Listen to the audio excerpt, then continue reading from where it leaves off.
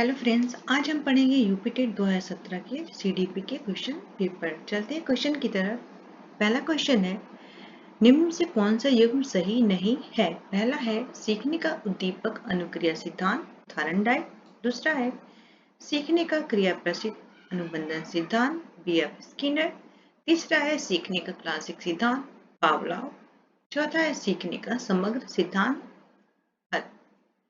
तो पहला ऑप्शन देखो, सीखने का उद्दीपक अनुक्रिया सिद्धांत किसने दिया? थॉर्नडाइक ने दिया, तो पहला ऑप्शन सही है। दूसरा है सीखने का क्रिया प्रसूत अनुबंधन सिद्धांत, इसको बीएफ स्किनर ने दिया, तो ये भी ऑप्शन बिल्कुल सही है। तीसरा है सीखने का क्लासिक सिद्धांत पावलोव, क्लासिक सिद्धांत को किसने दिया था? पावलोव ने दिया, तो ये भी ऑप्शन सही है। चौथा है सीखने का समग्र सिद्धांत, जो कि इसमें हल दिया है, ये रॉन्ग है। क्वेश्चन नंबर 1 का ऑप्शन 4 यहाँ पर इसका सही आंसर हो जाएगा। ठीक पूछा है क्योंकि इसमें कौन सा युग सही नहीं है, तो इसमें युग सही नहीं है। ऑप्शन 4 सीखने का समग्र सिद्धांत हल ने नहीं दिया है।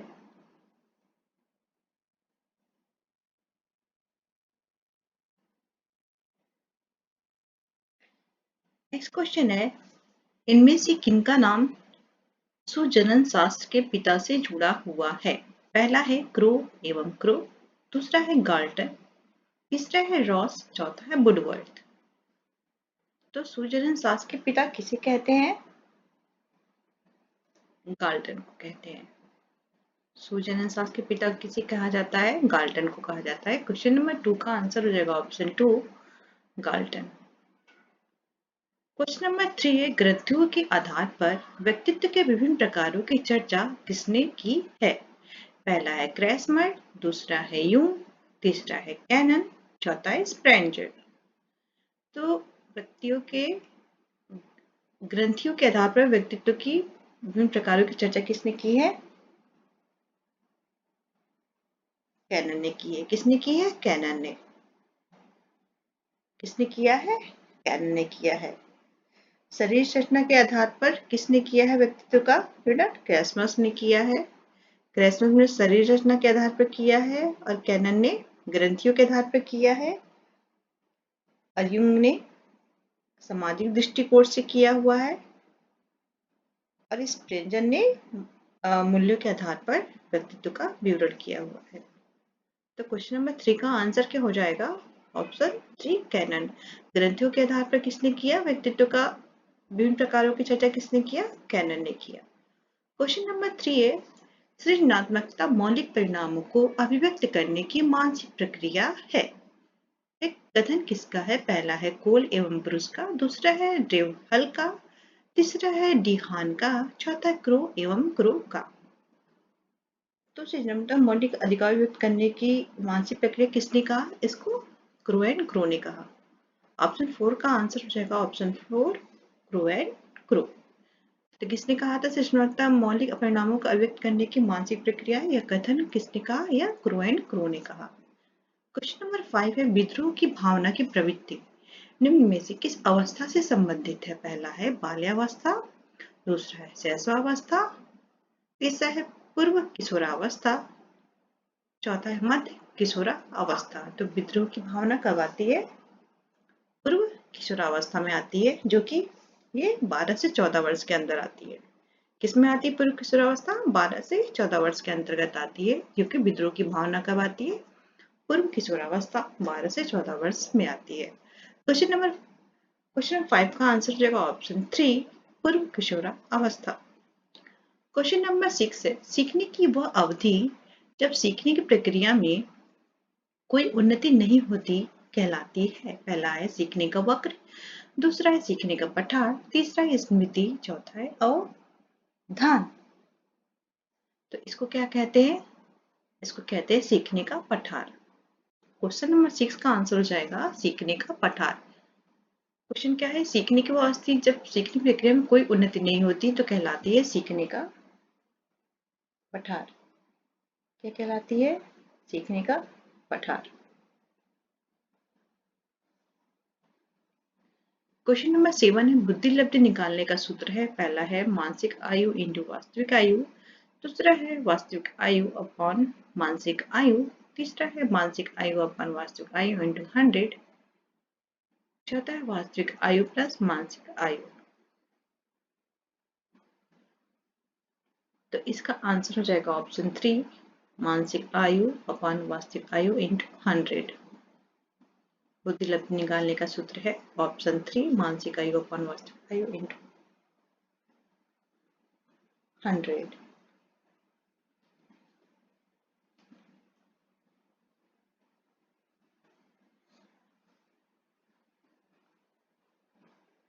क्वेश्चन नंबर 8 है, सीखने में प्रयास एवं भूल के सिद्धांत का प्रतिपादन किसने किया? किसने किया? पहला है कोलहर, दूसरा है पावलोव, तीसरा है थायरनडाइक, चौथा है गेस्टाल्ट। चौथा है गेस्टाल्ट। सीखने के भूल एवं सीखने में प्रयास एवं भूल के सिद्धांत को किसने दिया? इसको थायरनडाइक ने दिया है। किसने दिया है? प्रयास एवं भूल के सिद्धांत को थायरनडाइक ने दिया है। ऑप्शन 3। क्वेश्चन नंबर 8 का आंसर हो जाएगा ऑप्शन 3। क्वेश्चन नंबर का हो जाएगा ऑप्शन 3। क्वेश्चन नंबर 9 है, सम्मानित संयुक्त कोशिका में गुणसूत्र के जोड़ होते हैं। पहला है 22, दूसरा है 23, चौथा है 24, चौथा उपयुक्त में से कोई नहीं। तो इसका आंसर हो जाएगा ऑप्शन 2, 23। क्वेश्चन नंबर 9 का आंसर है ऑप्शन 2, 23। क्वेश्चन नंबर 10 है, क्रिया प्रस्तुत अनुबंधन सिद्धांत का प्रतिपादन किसने किया? पहला है हल, दूसरा है थायरनडाइक, तीसरा है हैगार्डी, चौथा है स्किनर ने। तो क्रिया प्रस्तुत अनुबंधन सिद्धांत का प्रतिपादन किसने किया?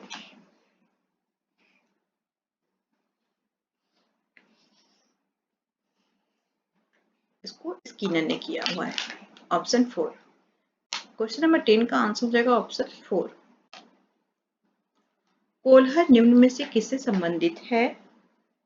पहला है अभिप्रेरणा का सिद्धांत, दूसरा है विकास का सिद्धांत, तीसरा है व्यक्तित्व का सिद्धांत, चौथा है अधिगम का सिद्धांत। तो कोलहर किससे संबंधित है? कोलहर अधिगम से संबंधित है। क्वेश्चन नंबर 11 का आंसर हो जाएगा ऑप्शन 4, अधिगम का सिद्धांत। क्वेश्चन नंबर 12 है, बुद्धि के तरल क्रिस्टलीय प्रतिमान के प्रतिपादन कौन थे? पहला है कैटल, दूसरा है थायरनडाइक, तीसरा है वर्नन, चौथा है स्किनर। तो बुद्धि के तरल क्रिस्टलीय प्रतिमान के प्रतिपादक कौन थे?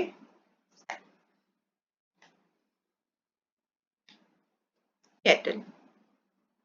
ऑप्शन 1। क्वेश्चन 12 का आंसर हो जाएगा ऑप्शन 1। बुद्धि के तरल क्रिस्टलीय प्रतिमान का प्रतिपादक कौन था? कैटल ने किया। क्वेश्चन नंबर 13 है, शिक्षण हेतु मानसिक उद्वेलन प्रतिमान का प्रयोग निम्न में से किसके सुधार हेतु किया जाता है? पहला है समझ, दूसरा है अनुप्रयोग, तीसरा है सृजनात्मकता, चौथा है समस्या समाधान।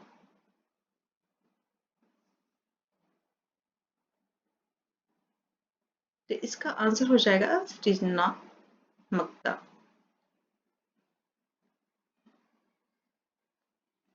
क्वेश्चन नंबर 13 का आंसर है ऑप्शन 3।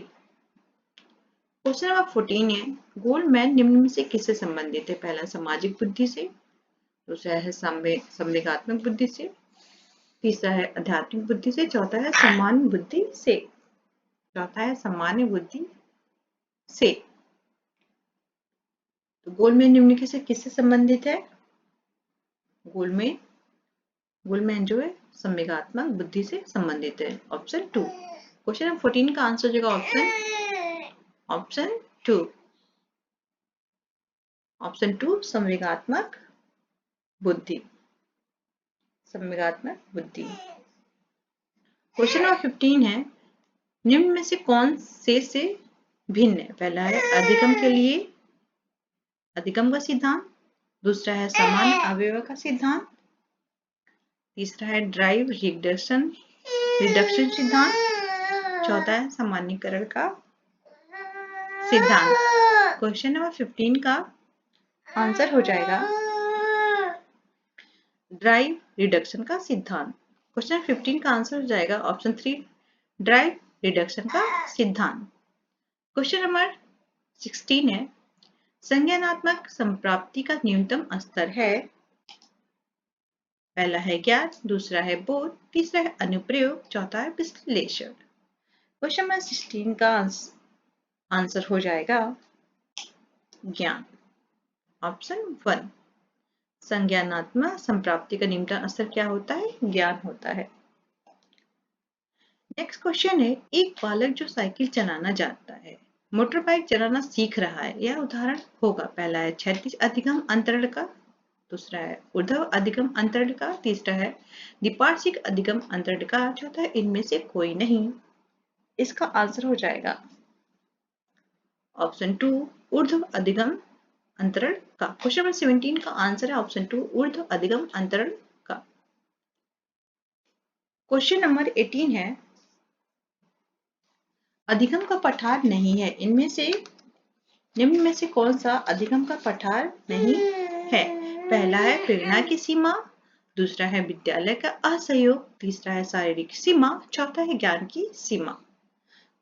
तो इसका आंसर हो जाएगा विद्यालय का असहयोग, क्योंकि क्या पूछ रहे हैं इनमें से कौन सा अधिगम पठार का कारण नहीं है, तो विद्यालय का असहयोग इसमें अधिगम पठार का कारण नहीं है। क्वेश्चन नंबर 18 का आंसर हो जाएगा ऑप्शन 2, विद्यालय का असहयोग। क्वेश्चन नंबर 19 है, अधिगम अनुभव एवं प्रशिक्षण के परिणाम स्वरूप व्यवहार में परिवर्तन है, यह कथन किनके द्वारा दिया गया है? पहला है बिल गेट्स, पहला है गेट्स एवं अन्य, दूसरा है मॉर्गन एवं गिरीलैंड, तीसरा है स्किनर, चौथा है कॉर्नबेक। तो इसका आंसर हो जाएगा गेट्स व अन्य। क्वेश्चन 19 का आंसर है ऑप्शन 1, गेट्स एवं अन्य। क्वेश्चन नंबर 20 है, स्टैनफोर्ड विनय परीक्षण मापन करता है। पहला है व्यक्तित्व का, दूसरा है पढ़ने की दक्षता का, दूसरा है बुद्धि का, चौथा उपयुक्त में से कोई नहीं। तो स्टैनफोर्ड विनय जो परीक्षण होता है बुद्धि से संबंधित होता है। तो किसका मापन करता है? ये बुद्धि का मापन करता है। किसका करता है ये बुद्धि का मापन करता है। किसका करता है? ये बुद्धि का मापन करता है। क्वेश्चन नंबर 21 है, अंतर्मुखी व्यक्तित्व एवं बहिर्मुखी व्यक्तित्व का वर्गीकरण किसने किया है? पहला है फ्रायड, दूसरा है यूंग, तीसरा है मन, चौथा है आलपोर्ट। तो अंतर्मुखी एवं बहिर्मुखी व्यक्तित्व का किसने किया? इसको यूंग ने किया। ऑप्शन 2। क्वेश्चन नंबर 21 का आंसर हो जाएगा ऑप्शन 2, यूंग। क्वेश्चन नंबर 22 है, बच्चों के सामाजिक विकास को प्रभावित करने वाले कारक है। पहला है आर्थिक तत्व, दूसरा है सामाजिक परिवेशजन्य तत्व, तीसरा है शारीरिक तत्व, चौथा है वंशानुगत तत्व। इसका आंसर हो जाएगा क्वेश्चन नंबर 22 का आंसर हो जाएगा ऑप्शन 2, सामाजिक परिवेशजन्य तत्व। क्वेश्चन नंबर 23 है, निम्न में से कौन सा शारीरिक विकास का एक प्रमुख नियम है? पहला है मानसिक विकास से भिन्नता का नियम, दूसरा है अनियमित विकास का नियम, तीसरा है द्वितीयगामी विकास का नियम, चौथा कल्पना एवं संवेगात्मक विकास से संबंध का नियम। इसका आंसर हो जाएगा अनियमित विकास का नियम। क्वेश्चन नंबर 23 का आंसर है ऑप्शन 2, अनियमित विकास का नियम। अनियमित विकास का नियम।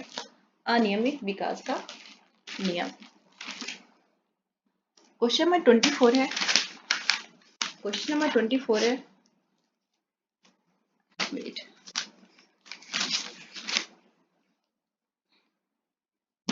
इधर खेलो बेटा, इधर खेलो।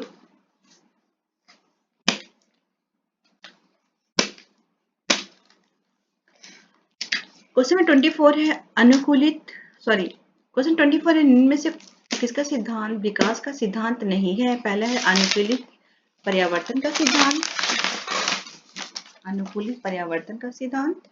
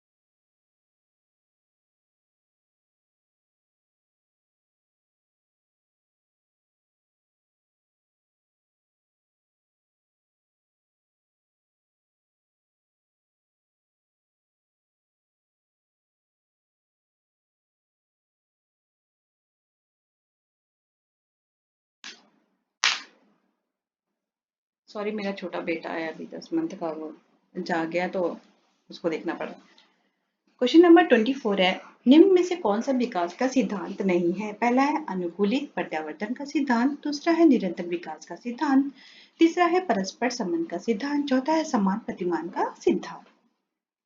समान प्रतिमान का सिद्धांत। तो क्वेश्चन नंबर 24 का आंसर हो जाएगा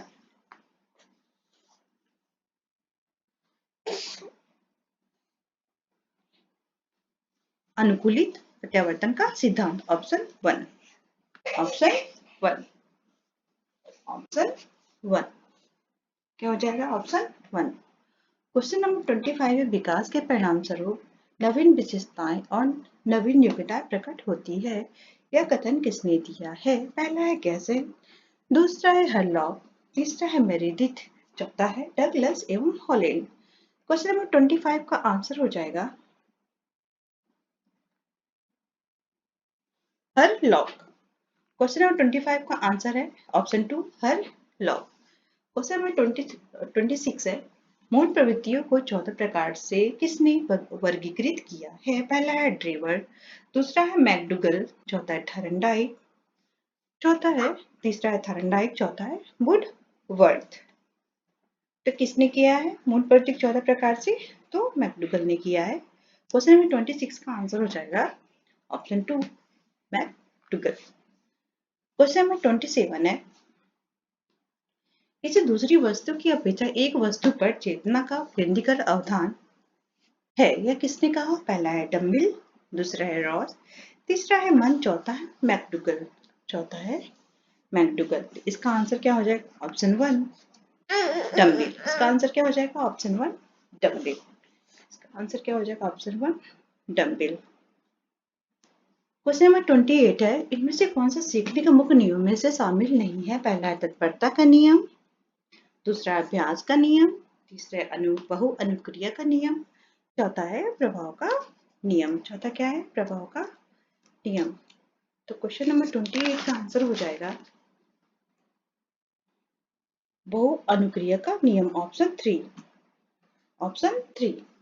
क्वेश्चन नंबर 29 है, 12 वर्ष से 16 वर्ष के बच्चों के लिए हिंदी में डॉक्टर एस जलोटा ने कौन सा परीक्षण का प्रतिपादन किया? पहला है अशाब्दिक बुद्धि परीक्षण, दूसरा है साधारण मानसिक गुप्ता परीक्षण, तीसरा है आर्मी अल्फा परीक्षण, चौथा है चित्रांकन परीक्षण। चौथा क्या है? चित्रांकन परीक्षण। क्वेश्चन नंबर 29 का आंसर है ऑप्शन 2 साधारण मानसिक योग्यता परीक्षण। तो डॉक्टर एस जलोटा ने कौन सा परीक्षण का प्रतिपादन किया 12 से 16 वर्ष के बच्चों के लिए हिंदी में? तो वह है साधारण मानसिक योग्यता परीक्षण। क्वेश्चन नंबर 30 ये आपका लास्ट क्वेश्चन है, बुद्धि के द्विकारक सिद्धांत का प्रतिपादन किसने किया? बुद्धि के द्विकारक सिद्धांत का प्रतिपादन किसने किया? पहला है थॉर्नडाइक, दूसरा है स्पीयरमैन, चौथा है वर्णन, तीसरा है स्टर्न। तो द्विकारक सिद्धांत किसने दिया? द्विकारक सिद्धांत को स्पीयरमैन ने दिया। किसने दिया है? स्पीयरमैन ने। स्पीयरमैन ने द्विकारक सिद्धांत का प्रतिपादन किया। तो आपने आज पढ़ा 30 आउट ऑफ 30 क्वेश्चन, जो कि क्वेश्चन 2017 के क्वेश्चन है सीडीपी के।